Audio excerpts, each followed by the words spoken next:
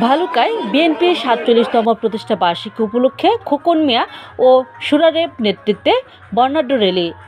বাংলাদেশ জাতীয়তাবাদী দল বিএনপির ৪৭তম প্রতিষ্ঠা বার্ষিকী উপলক্ষে ভালুকা উপজেলার হবিরবাড়ি ইউনিয়নের ৯ নং ওয়ার্ড যুবদলের কর্মী খোকন মিয়া ও সুরারের নেতৃত্বে একটি বর্ণাঢ্য র্যালি অনুষ্ঠিত হয়েছে।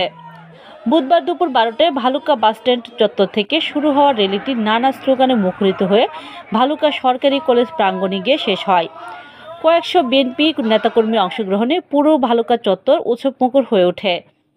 র্যালি শেষে খোকন মিয়া বলেন, আজকের এই সমাবেশ প্রমাণ করে জনগণ এখন পরিবর্তন চায়।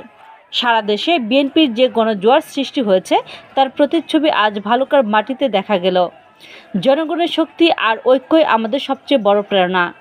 আমরা বিশ্বাস করি আগামী দিনে দেশনেত্রী খালেদা জিয়ার মুক্তি এবং তারেক রহমানের নেতৃত্বে বাংলাদেশ হবে একটি সত্যিকারের গণতান্ত্রিক রাষ্ট্র।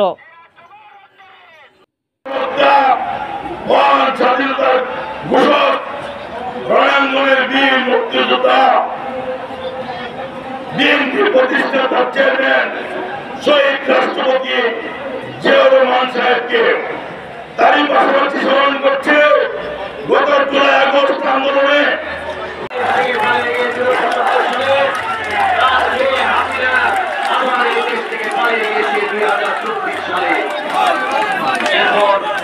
বাংলাদেশে আমরা দেখতে পাচ্ছি যারা যাদের দলের সৃষ্টি লক্ষ্য থেকে